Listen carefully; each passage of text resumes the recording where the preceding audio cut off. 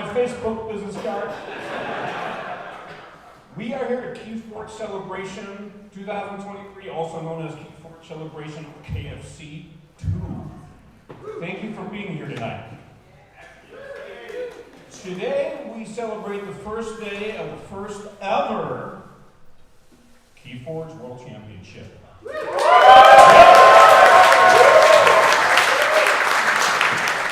there's some cool previews of things that are happening in the future. I'll talk about some tonight. We're here to have fun activities.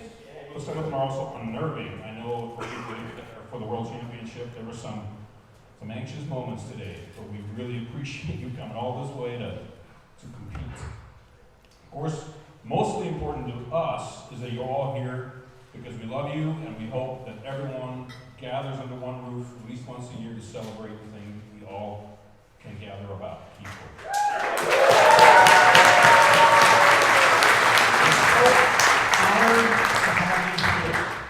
There are so many of you that have come from so far away, very few people are actually local.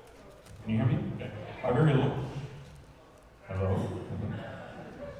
Going in and out. There are many that are come from all over the United States, from Canada, from Europe, Asia. Thank you for coming all this way. We're happy to have you here in our home. And it's so much easier for us to do a great event here in little old Roseville, Minnesota. Hello? Their guy stories are getting us. Okay, so let's talk about some Keyforge stuff. There's one sort of thing that I think you guys need to know, and I'm not asking for sympathy here. What I'm about to say is a little controversial, but I'm happy to defend it to whomever wants to argue with me on this. And that is, I've published hundreds, thousands of games, and Keyforge is not only the best, but it's also by far the hardest game to publish on the planet. There is no game that quite as much goes into as Keyforge. Okay, so we are so proud of what has been achieved with Keyforge. I want to take you through some of those elements of what has happened in the last year. Does anybody know what's going on with this?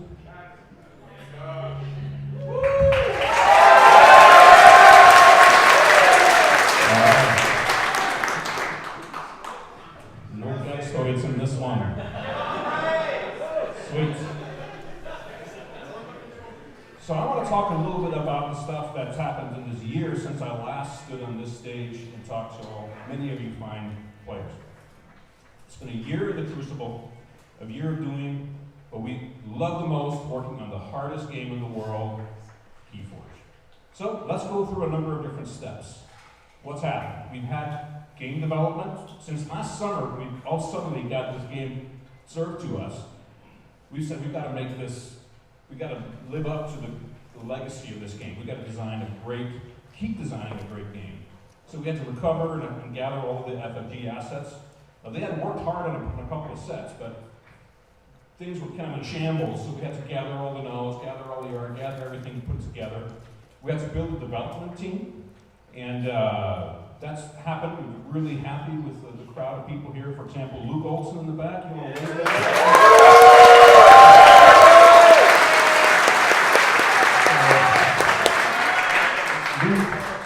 Luke was here as a player last year at this very event, and he has since joined the development team as the lead developer on Keyforge. Luke is a particularly great find for us because he's also very, very savvy on the technical side, which is crucial in this game. So we also implemented playtesting processes and resources for that. We embraced Keyforge Adventures as a product type, trying to wrap our head around how are we going to keep making those, and are those going to continue to be fun and innovative. We built a future product roadmap because, as we know, when you want to play a game like Keyforge, you want things to be planned out, you want new sets to come out, you want us to be concerned about what should this game look like in the future. So we had to get way ahead of ourselves and we had to execute that development. And so we did. So lots of stuff happened in the game development world, and one of the things that we get asked a lot is like, what are you planning and doing in terms of a release cadence? How often is the Keyforge set so I'm happy to tell you that we're going to put out a Keyforge set twice a year. In the fall, in the spring, in the fall,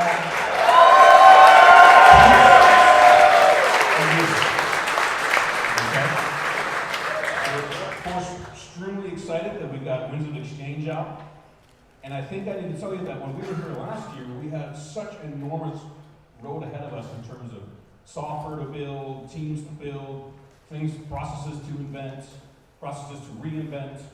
And so the amount of construction work that we did to get Winds of Exchange out have now cleared the road, although we all know that the road sometimes is curvy, but it's definitely cleared most of the obstacles for us to really get that long-term process development going.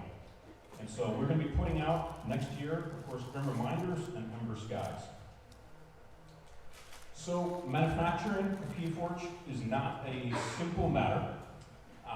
Normally when you have a game, you provide the factory with a file, and the factory will then produce 5,000, 3,000, 10,000 copies of that file. Of course, with Keyforge, that's not true. So you need different kind of machinery to handle this, because we need to make every single deck a unique printing, okay? So digital printing is required. For us then to restart it, and to restart it in the way that we thought should be done here in the US, we could control the product and where we could do fun things, we could rapidly develop fun things for you. We had to understand what was involved with that, source the materials, expand the factory. Something as simple as printing is not necessarily limited to, or something as complicated as digital printing, Keyforge. You also have to understand that there are things we have to do, like how are files received, where are they stored, how are they ripped. When you have a big, when you have your printer at home and you're printing one page, there'll be a couple of seconds in between where the printer is really ripping your file and converting it into an image that can be printed. Well, when you're doing that with tens of thousands of decks, all suddenly it becomes a real scalability issue, and that's something we had to solve, and we did get solved. We had to develop a process for delivery and storage of the deck, of custom decks and playmats. So one thing we pride ourselves on is to be able to make custom decks that you may have gotten in here if you participated in our crowdfunding campaign. Now those aren't necessarily easy to do, but so we had to find processes how to make those, and also of course how to put them together to give to everybody. That was quite an effort. We did manage to produce Winds of Exchange in 10 different languages that were produced in a 3-month period. And did everybody get their stuff? Yeah. Oh God. I'll get the customer service out for you. Didn't get it yet. So I'm just going to break this for a second here. So in terms of manufacturing, just to show you what we're doing and how far along we've gotten, we created this little video that we're going to show to everybody, okay? So unfortunately, I know that by now you'll have had enough of me. Unfortunately, you're going to get a little more of me now.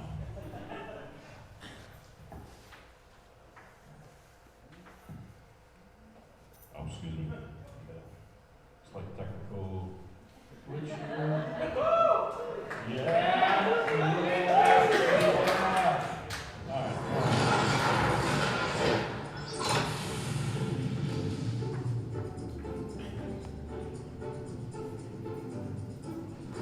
Hi everybody, this is Chris Peterson, CEO of Ghost Galaxy. We are in the Ghost Galaxy offices, and today I thought it would be a great time to take you through a tour of Keyforge and everything that's going on. Last year I took you through a tour of the very beginning stages where we were running tests in our factory. Much has happened since. But let's start in the actual offices where the real magic begins with the click of a button. Follow me and I'll show you something cool. Lucas is one of our Forgefire operators. Lucas right out there working in Forgefire. Surprise! And he's going to render a Keyforge deck for you. So, it's been done. Button has been hit. Keyforge deck is rendering. I'm amalgamating all that juicy Keyforge stuff, putting together a deck. So, in order to see how a deck is made, let's go someplace much more fun and rowdy. The factory. Poof! We've arrived at the factory. So, as you know, Keyforge is made by our Artiforge factory. We're going to go and see what they're doing. Follow me. So this machine here, big HP visual press, is what actually creates the cards. The cards are then put over on this puppy here, which actually coats the cards and make them smooth and nice to play with. Once they've been printed, we put them on big pallets of paper, and they get rolled out to finish. All right, so next step in the Keyforge process is that we got to cut all those sheets printed next door. So we use this big cutter to do that. Let me show you how to do that.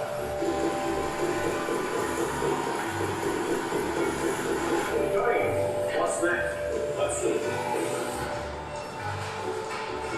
This is a cello wrapper. This is what we take the actual bundle of cards. This, for example, would be a bundle of cards here. One deck we put into this machine. On the other end comes a nice, beautiful, shiny deck. Alright, so here it is. We sew that deck. You know what's also really cool is that every Keyforge deck has a little barcode. We have a system here that actually scans every single deck to make sure that those two same decks escape the back. This next machine is called a flow wrapper. It literally flows wrap around deck cards. So I have this beautiful card right here. I'm going to put it into these spots.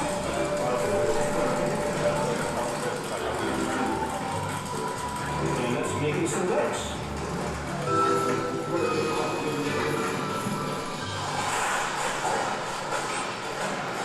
Career reminders. This is actually final finished career reminders product. Getting ready for market.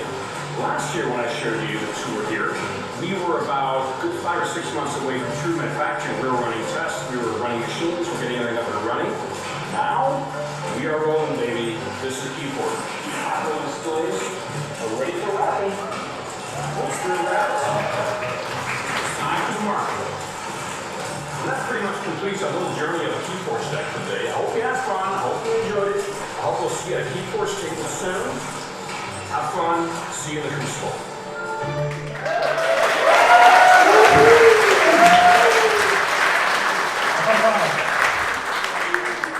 More of me now. Of course, this is something we developed for all of the very kind and patient people that helped back the recent campaign for Career Reminders. And as you can see, whereas last year we had this mountain to overcome, now the process has been going, we're advancing into the future, we're developing sets. We're thinking about not just the next set, Ember Skies, but the set after that. Okay, so we have to make sure that we deliver both now and in the future. Hello? Umi here. Maybe my other mic is interfering. So I'll talk to you about a few other things, and we'll have a few things to talk about at the very end here. First, we should talk about this forge fire development. Hello, hello. Ah, there we go. Perfect. All right, so forge fire development was an extreme crucial bit of forge fire because no deck can be born without being emerged through the algorithm. We were able to rebuild the core Keyforge engine in ForgeFire. We were able to get it imported. This feedback has just got me set back here. Anyway, we were able to import and check all prior Keyforge cards. Okay, we're talking about thousands of cards that we re-imported into the engine and double-checked by hand. We were able to create a localization function. In the past, when I say localization, what I mean is translation into different languages, okay? So in the past, Keyforge was made sort of as a cheat. Part of it was an algorithm, and part of it was done manually inside of a an InDesign software, okay? Now, with ForgeFire, everything is synthesized and digital. So we had to create a whole new way for people to translate and get those translations into ForgeFire itself. Okay, that was quite a bit of work. We had to add advanced functions, anomalies, we had to have custom decks and playmats, unchained decks, menagerie, all these things had to be put in there. And of course, we had to do exhaustive testing. Okay, this was a lot of work, and we're so happy to say that, now that's behind us, we can do so much more with Keyforge. We'll talk about the Master Vault. Okay, so because we don't want to have a hard game to make, we also want to have a hard game to maintain. We want everybody to have access to the Master Vault, where of course they can register their decks, they can maintain their collection, and so we spent a lot of time moving what had been from the Fantasy Flight as the Master Vault over into our own infrastructure. We had to migrate the data of over 7 million decks from that architecture over to the new architecture. We had to execute account transfers of 250 or 225 plus thousand player accounts. I hope everybody here has an account. If you don't, sign up today. We had to optimize server loads, so sometimes you would have gotten very, very slow deck results. Our engineers were able to make that 6 times faster. We implemented enhancements, so you can now see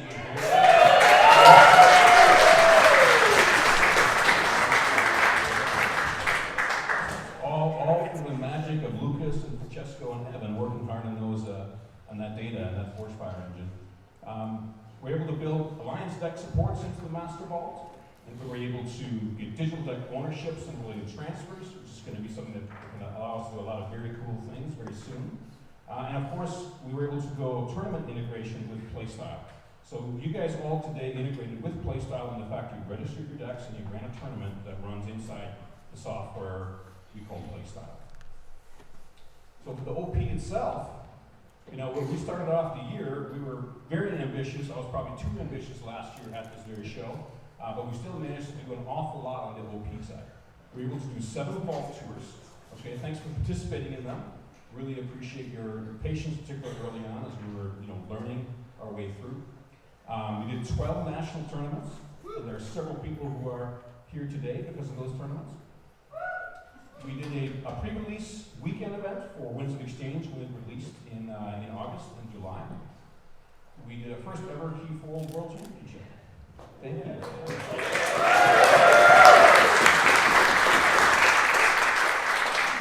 And of course, we also did all development we needed to do to launch the Playstyle tournament format. So the 2LO format that you've been playing here is a reflection of a lot of experience for people that have run game tournaments for a very long time. And so we had to develop that basically from scratch, put it into Playstyle, and now it is functioning most of the time.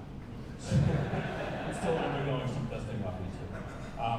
We have a player and deck registration via Playstyle. So all these things were achieved in the last year. So then the question we can ask ourselves is, what's next? So we've taken a lot of this rubble and furrowed our way through the mountainside, and we're starting to speed up and things are going well, but there's a lot of things to do still. So one of the things that I think probably comes up the most, that is, how are we going to support community and retail organized play program?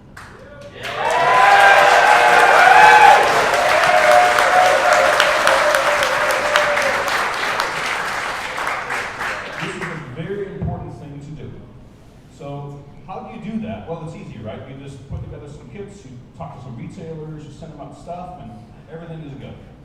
Well, that's a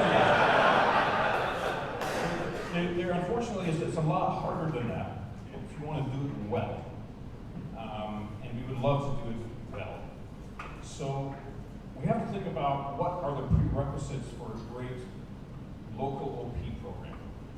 And in my view, a lot of things have to put into place prior to launching such a program. For example, you make sure that retailers that want to participate, they want to know that there's going to be consistent new sets available. That is not something that they trust us necessarily to do, because Keyforge has some hiccups on that accord. So there's some trust we have to build up in that sense. We have to establish clear distribution lines. Now, we have sold a lot of games before, but as a new company, Ghost Galaxy's first real product was Winds of Exchange.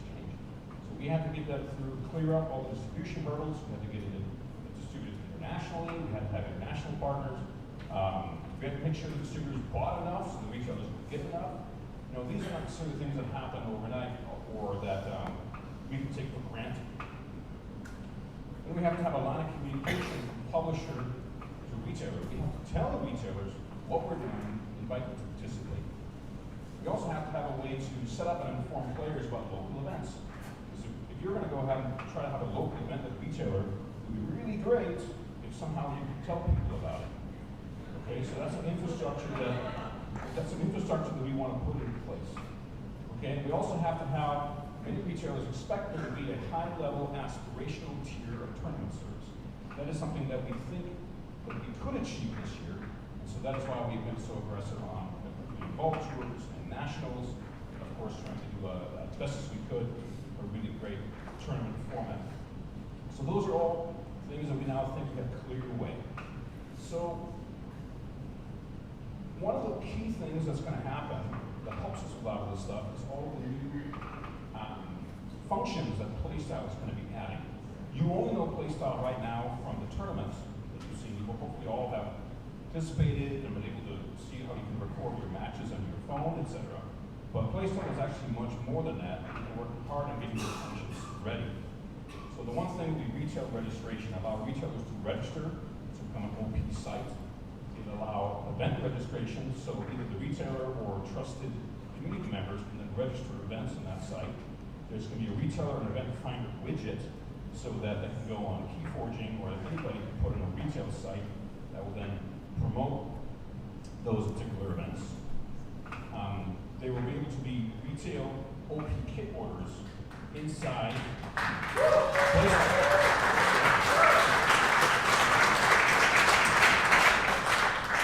And every event will be able to be integrated directly with tournament features. So the very tournament feature that we're using at this event will be in the hands of community organizers and retailers. They'll be able to hook up to an exact event. That means you'll be able to register decks, you'll be able to create casual tournaments, or whatever kind of tournament you want. So all these things have to be in play, we believe, to justify effort we wanted to make to give the local OP support.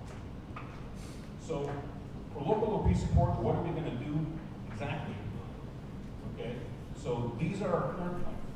Number one, we're going to have store championships, and the retailer signups will be this December. Okay?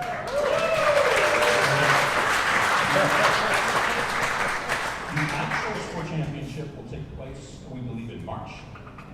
Then we're going to have a casual play kit. And that casual play kit will also be available in Q1. This casual play kit will be available to clubs and retailers.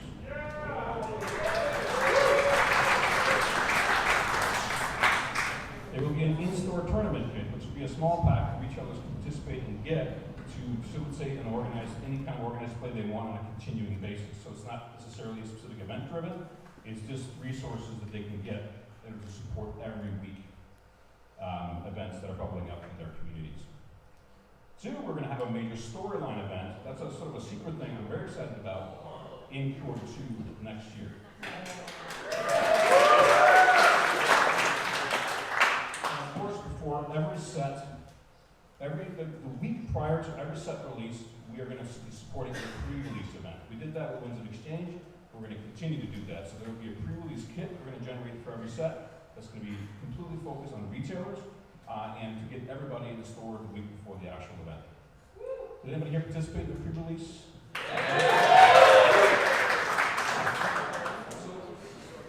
So that is the kind of the plans, I think, and the bullet points that I think expresses our answer to the most urgent question that most of the players have is, how do I get support locally? So this is what we're going to do. Okay, and that was my main talking point this evening. I have a few other sort of fun facts for you guys. Number one is that while you guys have all been sitting in here, we've actually been putting out some cool stuff outside those doors. Okay? What we've done is that we now know the 8 finalist decks that are going to be in the World Championship. The 4 Alliance decks and the 4 Archons decks. There are posters of those decks put outside. Go study those decks. They're going to be really cool.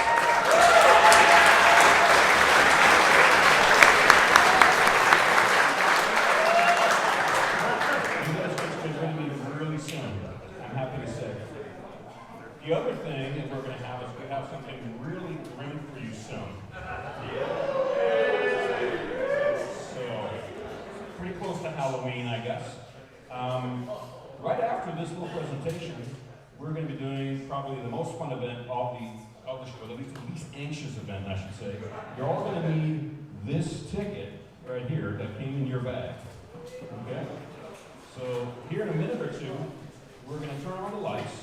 And then you can go down into the HQ here and you can register for the Nightfall event. You're going to need this ticket to get some fun things. Okay. The other thing was that we thought we would take some Q&A tonight, but then realized that we would impinge on time too much. So I would love to take, the whole team, including myself, would love to take questions from you guys to try to answer them to our best of our ability. We're going to be doing that tomorrow, right after the awards ceremony. Okay, so we're going to bring up all the developers, tournament organizers, myself will be here. Be up here, and anybody can ask any questions they want. But I'm not going to longer. Thank you for coming. Have fun.